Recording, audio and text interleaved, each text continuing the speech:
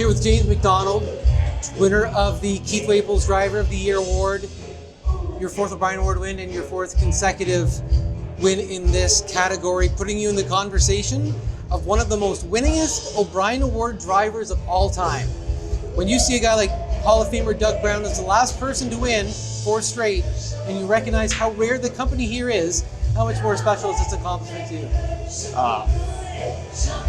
I get goosebumps when you say it like that, or get goosebumps thinking about being mentioned in the same category, like I said before, and any of those greats, because I just feel like a regular guy that's just trying to win an 8-claimer every now and again. And you know, I've been fortunate the last few years to get great young horses to drive, and I just hope it continues for as many years as humanly possible.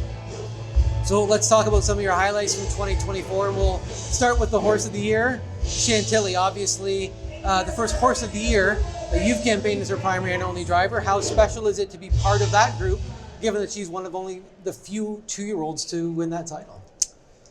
I take a huge great deal of pride. Can educate, because to me it's a process with a young horse, and it's a learning.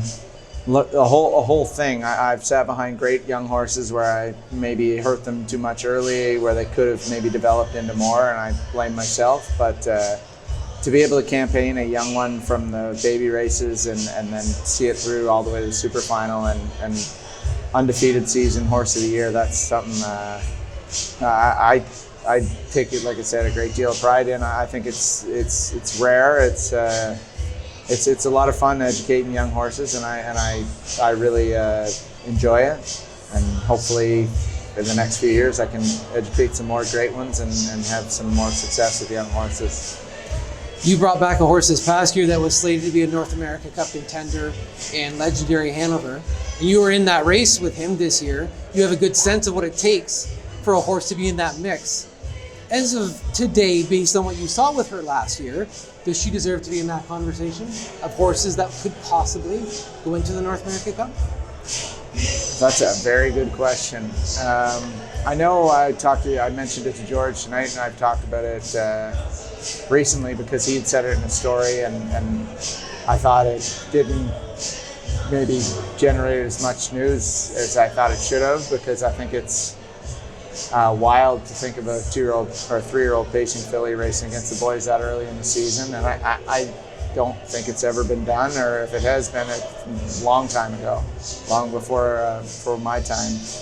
But I would love to see her come back as a 3-year-old and just be amazing again. That's all I'm looking for. But if they deem she's worthy, or they deem she's capable enough after a start or two, and then it would be a real thrill to just to see the following she gets. Like I said in my speech, her social media activity when she raced was pretty special. So to think of a 3-year-old patient filly tackling the boys in the North America Cup that early in the season, it would be wild. So I hope maybe she can do it, but just hope for her to come back her best self. Start there. You picked up a couple of what I would call bucket list races in 2024. One of those would have been the Meadowlands Pace with Legendary Hanover. And you had 2 Breeders' Crowns as well. Just a comment, if you could, on those races and how much they meant to you.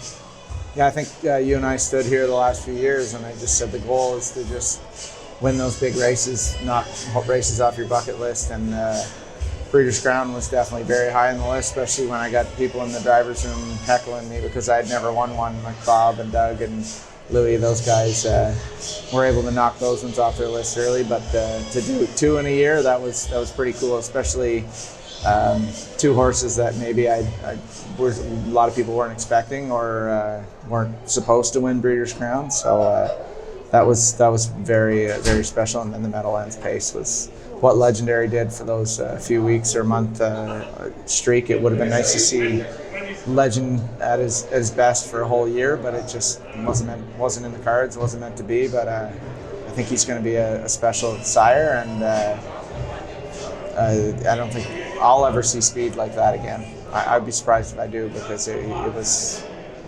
pretty wild. Aside from those wins, Was there a win that maybe wasn't perhaps as high profile that still meant as much to you as those major, let's call them Grade 1 wins? I mean, It's a Lot of Things win in the Fan Hanover was pretty special. She was a cool horse, and just to do it the way she did it, grind first over and just fight forever. That's a quality that I admire in her, and hopefully she brings into this year. But aside from that, maybe a race I didn't even drive, but when Hasty Bid won in the Meadowlands with Yannick on and took a new mark of 150-2, I think it was Paige and I were watching in Niagara. Our flight got canceled, and we sat in a bar, and we probably sounded like all those people in the grandstand screaming down the lane when he looked like he was going to get there. So that was, to me, sticks out, just my memory of a really great day. And now that the Breeders' Crown's off the bucket list, I guess the Breeders' Crown really is never off the bucket list, but you've got them now. What's next? What's on top of that list for 2025? Definitely North America Cup and Hambletonian, and Nick and I have talked about it tonight or previously, but always the Gold Cup and Saucer. I know it might not be the most high-profile race money-wise, but prestige-wise and being a hometown boy, it would. Breeders' Crown win, I was really happy. Meadowlands Pace win, I was over the moon.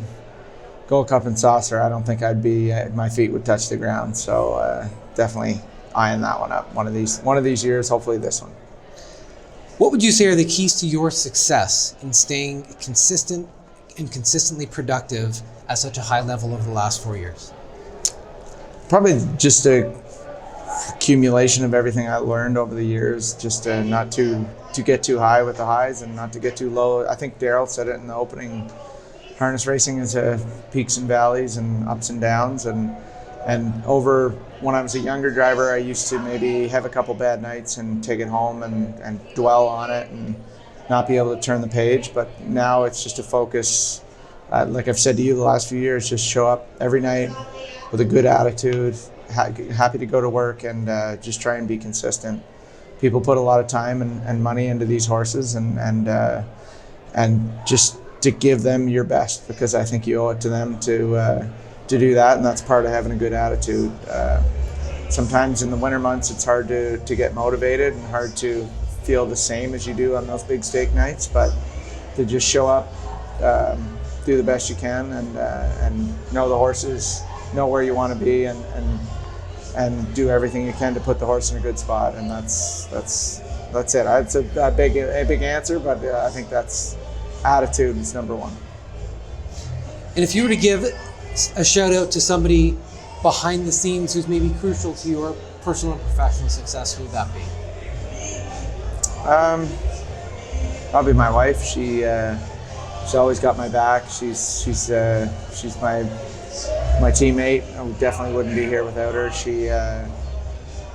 She picks me up when I'm down and talks me down when maybe I'm too high. But we're a team, and we win as a team and lose as a team. And she feels it maybe sometimes more than she deserves, but she enjoys the highs with me. She's in a great mood tonight and ready to party.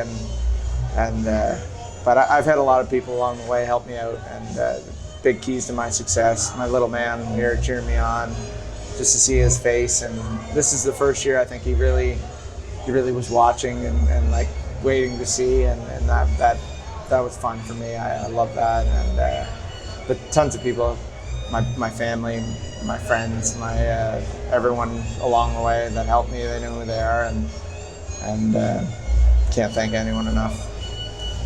Finally, James, your thoughts on the evening in general. You've made it somewhat of a habit as of late coming to these awards ceremonies. So how was your 2024 O'Brien Awards experience? Well, anytime you get to walk on stage at the O'Brien Awards, it's a great night, and to walk on stage a bunch of times is an exceptional night. So 2024 awards ceremony in 2025 was perfect. I can't think of to see Chantilly win Horse of the Year, myself driver, just just something, like I said, I would never dream of. I would still got to pinch myself sometimes when I laying on the couch watching whatever show we happen to be watching that night, or hockey game, and my O'Brien Awards are sitting on the table underneath, and it's just, I would have killed someone in 2015 to just ever dream of touching one of those, let alone having now 4 of them lined up beside each other. Well, thankfully, in your case, you didn't have to commit murder to do that. Let's say congratulations on the success you've had and continued success going forward. Thank you very much.